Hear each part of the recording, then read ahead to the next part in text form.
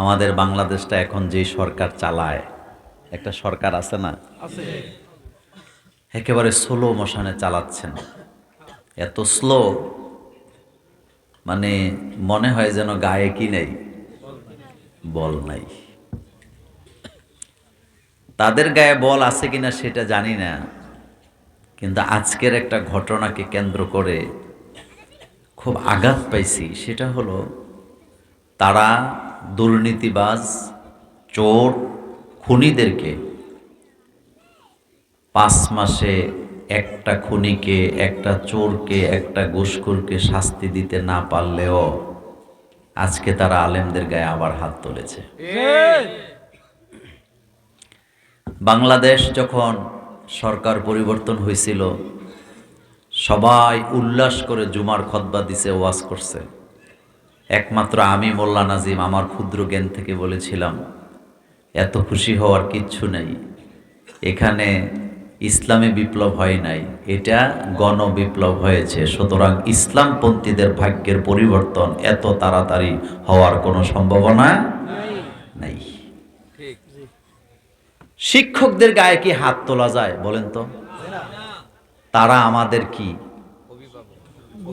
গুরু, তাদের কাছে আমরা শিখছি। আপনার শিক্ষক যদি হিন্দুও হয়, তার সাথে আপনি কি বেয়াদবি করতে পারবেন?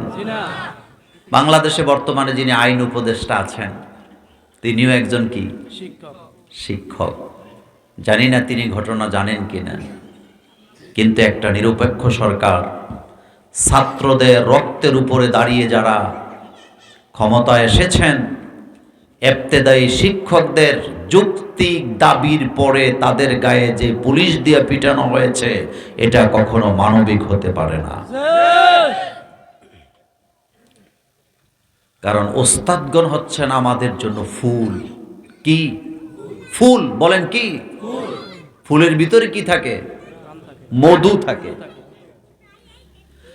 কবি কি সুন্দর করে বলে গেছেন, মাদ্রাসা হায় বাগে জান্নাত, মুআল্লিম হায় মিসলে গুল। মাদ্রাসা হায় বাগে জান্নাত, মুআল্লিম হায় মিসলে গুল। শহদ উসমে ইলমে দিন হায়, তলেবা হায় বুলবুল। মাদ্রাসা হলো জান্নাতের বাগান। বাগান আছে যেখানে, ফুল আছে সেখানে। মাদ্রাসা যদি বাগান হয়, সেই বাগানের ফুল হলো আমাদের শিক্ষকরা। শহদ উসমে ইলমে দিন হায়, তলেবা হায় বুলবুল। সেখানে মধু হলো ইলম, আর ছাত্ররা হচ্ছে মৌমাছি। যেরকম সুবহানাল্লাহ। শিক্ষকরা তাদের যৌক্তিক দাবি নিয়ে গেছে, তাদের কথাগুলো শোনা সরকারের উচিত ছিল নাকি ছিল না? একজন মারাও গেছে, আল্লাহ যেন তাকে শহীদি মর্যাদা দান করেন। একটা নিরপেক্ষ গভর্নমেন্টের হাতে শিক্ষক মরে পুলিশের পিটানি খাইয়া বোঝা গেছে পুলিশের মধ্যে কিছু অমানুষ আছে। সব পুলিশ খারাপ এটা আমরা কখনোই বলি নাই, কিন্তু কয়লা ধুইলে ময়লা যায় না। চিন্তা করতে পারেন, আসিফ নজরুল একজন শিক্ষক, তিনি আইন উপদেষ্টা। ডক্টর ইউনুস প্রধান উপদেষ্টা, তিনিও একজন কি শিক্ষক। আমরা আজকের এই বশিকপুরের মাহফিল থেকে এই কথাটাই দাবি জানাতে চাই, ওই জায়গায় যে সমস্ত পুলিশেরা লাঠি হাতে শিক্ষকদের গায়ে হাত দিয়েছেন, তাদের চাকরি করার কোনো অধিকার বাংলাদেশে নাই।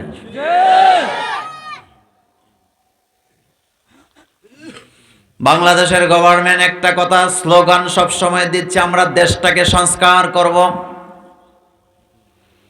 কিন্তু আমার সামনে যারা বসে আছেন, আপনাদের কাছে জানতে চাই, দেশটা সংস্কার করা জরুরি না মানুষগুলা সংস্কার করা জরুরি? দেশ কি চুরি করে? কিন্তু মানুষেরা। দেশ কি ঘুষ খায়? কিন্তু মানুষেরা। দেশ কি দুর্নীতি করে? কিন্তু মানুষেরা দুর্নীতি করে। তাহলে দেশ সংস্কার হবে আগে না মানুষ সংস্কার হবে আগে? বিশ্বনবী মক্কায় নবুয়ত প্রাপ্তির পরে মাক্কি জীবনের আয়াত আর মাদানী জীবনের আয়াত কিন্তু একরকম না। মাক্কি জীবনের আয়াতের ভিতরে মৃত্যুর কথা, আখেরাতের কথা, কবরের কথা, হাসরের কথা, মিজানের কথা, তাওহীদের কথা, রিসালাতের কথা আছে না নাই? কিন্তু মাদানী জীবনে যাওয়ার পরে চোরের হাত কাটার আইন, জিনাকারকে সঙ্গে সার করতে হবে, এই আইন নাযিল করেছেন কে? আমার কলেজের ভাইয়েরা, মানুষ সংস্কার আগে হবে। মানুষ যদি ভালো হয়, দেশ ভালো হয়ে যাবে। রাসূলুল্লাহকে আল্লাহ পাক বলছেন, আলিফ লাম রা, কিতাবুন আনজালনাহু ইলাইকা লিতুখরিজান নাসা মিনাজ যুলুমাতি ইলান নূর। নবী, আপনার উপর আমি কিতাবটা নাযিল করলাম, লিতুখরিজান নাসা মিনাজ যুলুমাতি ইলান নূর, যাতে করে মানব মণ্ডলীকে আপনি অন্ধকার থেকে আলোর পথে নিয়ে আসতে পারেন। এই আয়াত দ্বারা প্রমাণ হয়, মানুষগুলাকে আলোর পথ দেখাতে হলে আল্লাহর কোরআনের আইনের দরকার আছে না? না, মানুষ আগে ভালো করেন। রাসূলুল্লাহ লোক তৈরি করেছেন, বিশ্ব নবী লোক তৈরি করলেন, আবু বকরের মতো, ওমরের মতো, উসমানের মতো, আলীর মতো, বেলালের মতো, সুমাইয়াদের মতো। মদিনায় যাওয়ার পরে রাষ্ট্র যখন রাসূল গঠন করলেন কোরআন দিয়া, রাসূল তখন বুক ফুলায়া বললেন, খায়রুল কুরুনি কারনি সুম্মাল্লাযীনা ইয়ালুনাহুম সুম্মাল্লাযীনা ইয়ালুনাহুম, সর্বশ্রেষ্ঠ যুগ হলো আমার যুগ, কারণ আমার যুগের মানুষগুলা শ্রেষ্ঠ। সুবহানাল্লাহ বলেন, আমার যুগের মানুষগুলা শ্রেষ্ঠ। তাইলে দেশকে শ্রেষ্ঠ বানাইতে হইলে মানুষ আগে শ্রেষ্ঠ বানানো হয় লাগে। আপনার বাড়ির ছাদের উপরে পানির একটা ট্যাঙ্ক আছে, পানির ট্যাঙ্কির ভিতরে একটা ইঁদুর পড়ছে, মরছে, পইচা গেছে। আপনি যখন ঘরের ভিতরে ট্যাপ ছাড়েন, ওই ট্যাপ থেকে দুর্গন্ধ আসে না নাই? আচ্ছা বলেন তো, ট্যাপটা যদি আপনি সাবান দিয়ে ধৌত করেন, গোলাপ জলের পানি দিয়ে ধৌত করেন, দুর্গন্ধ যাবে তো? আগে কি করতে হবে? টাঙ্কি আগে পরিষ্কার করেন, পচা দুর্গন্ধ ইঁদুর আগে সেখান থেকে বাইর করেন। সুতরাং আপনি ইউনিয়ন কাউন্সিল থেকে নিয়ে সচিবালয় পর্যন্ত সব জায়গায় গোষ্ঠীদেরকে বহাল তবিয়তে বসায় রাইখা বাংলাদেশকে সংস্কার করা যাবে না। যদি সংস্কার করতে হয়, চোরদেরকে, দুর্নীতিবাজদেরকে কাঠগড়ায় দাঁড়া করাবার দরকার আছে না? না,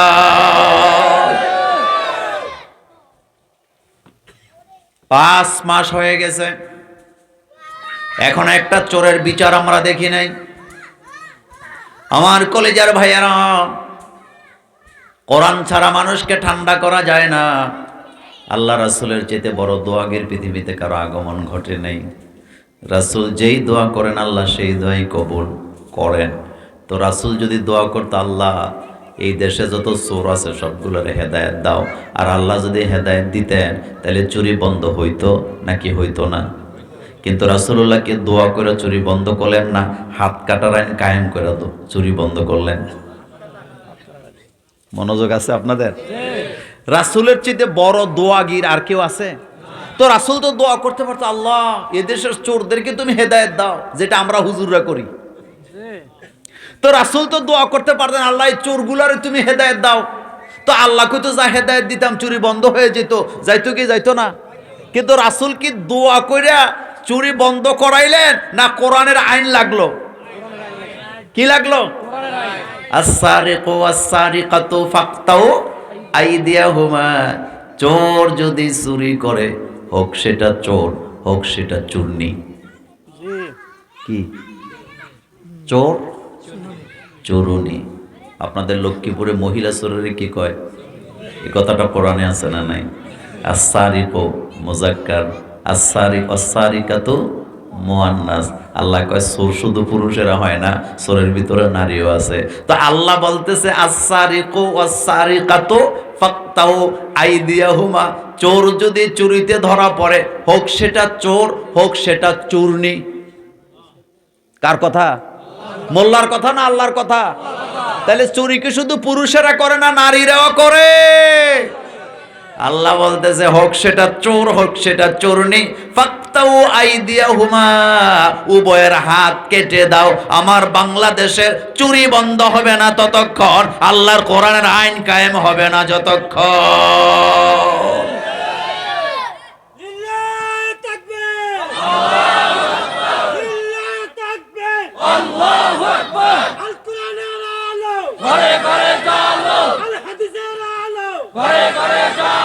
আমার কলেজার ভাইয়ারাম, বাংলাদেশে বর্তমানে কোরআনের আইন কায়েম করা আল্লাহ এতটাই সহজ করে দিছে। রাসূলুল্লাহ কোরআনের আইন কায়েম করার জন্য হিজরত করা লাগছে, লাগছে নি? একটু জোরে বলেন, লাগছে কিনা? তায়েফে রক্ত দেওয়া লাগছে কিনা? বদর উহুদের মতো যুদ্ধ লাগছে কিনা? 27টা যুদ্ধে নেতৃত্ব দিয়া তারপরে রাসূল ইসলাম আর কোরআনের আইন কায়েম করা লাগছে। কিন্তু বাংলাদেশে বর্তমানে কোরআনের আইন কায়েম করার জন্য রক্তও লাগবে না, তরবারিও লাগবে না, জেহাদও লাগবে না, উহুদও লাগবে না, বদরও লাগবে না। শুধু আলেম ওলামারা যদি এক হয়ে যায় আর আপনারা যদি কোরআনের লোকদের পক্ষে একটা শিল মারতে পারেন, বাংলাদেশে কোরআনের রাজ কায়েম হবে কি হবে না? এর চেয়ে সহজ আর কখনো হবে? শুধু একটা কি লাগবে? জোরে বলেন, কি লাগবে? আর কিচ্ছু লাগবে না। এরপরেও যদি আমরা না পারি তাহলে বুঝতে হবে আমাদের কপালে দুঃখ আছে। দুঃখ। তাহা মা আনজালনা আলাইকাল কুরআনা লিতাশকা। নবী, এই কিতাব যে আমি আপনার উপরে নাযিল করেছি, আপনি কষ্টে পতিত হবেন, ক্লেশে পড়বেন, এই জন্য তো কোরআন নাযিল করি নাই।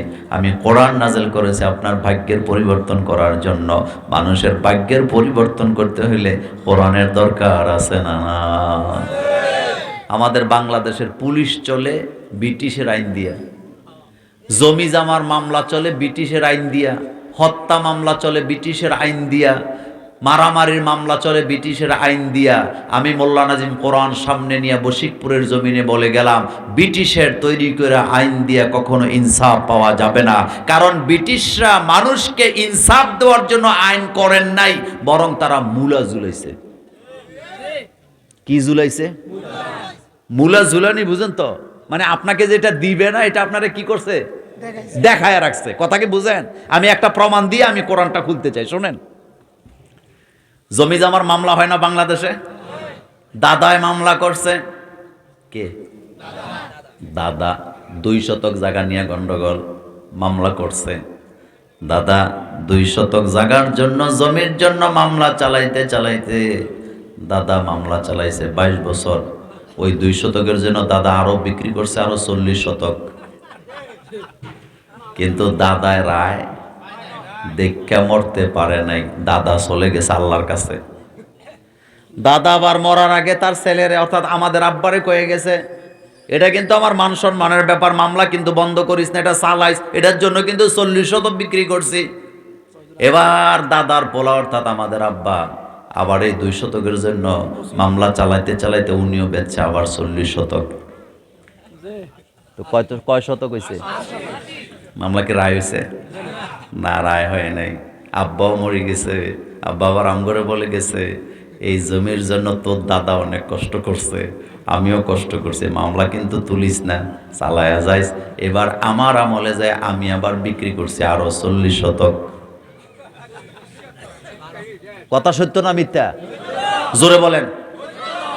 তাহলে দাদায় বেচছে 40, বাপে বেচছে 40, আমরা বেচলাম কত হয়েছে? কিন্তু গন্ডগোল কয় শতক নিয়ে? 67 বছর পরে মামলার রায় দিছে। কয় বছর? আচ্ছা বলেন তো, এই যে রায়টা হয়েছে, দাদার কোনো লাভ হয়েছে নি? কথা কন না কেন? বাপের কোনো লাভ হয়েছে? আমার কোনো লাভ হয়েছে? কারণ 2 শতকের জন্য 120 শতক নাই। যাকে বলে হাঁসের জন্য, ডিমের জন্য, হ্যাঁ হ্যাঁ বলেন, ডিমের জন্য। তো এটা কি আইন নাকি মূলা ঝুলাইছিল? ইসলাম যদি ক্ষমতায় আসে, আপনার যে কোনো মামলাকে 90 দিনের ভিতরে নিষ্পত্তি করে দিতে হবে। এটা ইনসাফ। বলেন এটা কি? মামলা করছে 66 বছর আগে 2 শতকের জন্য, দাদায় বাপে নাতিয়ে মিলে 120 শতক বেচছে। এই আইনগুলো আমাদেরকে দিয়া গেছে কারা? আর হেড ইসাইছে ডক্টর কামালেরা আইন কইরা, হেরা বলে বিশেষজ্ঞ, আইন বিশেষজ্ঞ, আমাদের মূলা ঝুলাই দিয়ে গেছে। ফাইজলামি করার জায়গা পাও না। আল্লাহ পাক বলছেন ইনসাফ। আল্লাহ কিভাবে আমাদেরকে শিখাচ্ছেন? আল্লাহ পাক বলছেন, আদালতে যখন কোনো সাক্ষী দিতে যাবা, সাক্ষীটা যদি তোমার ছেলের বিরুদ্ধে, তোমার নিজের বিরুদ্ধেও দেওয়া লাগে, তবুও তুমি মিথ্যা সাক্ষী দিতে পারবে না। এ কথা কি মোল্লার না আল্লাহর? তাহলে এই কোরআনের আইন আমাদের দরকার আছে না নাই? যদি না বুঝেন, ওই 2 শতকের জন্য 40 শতক বেচবেন, সারা জীবন ভাগ্যের কোনো পরিবর্তন কি হবে না।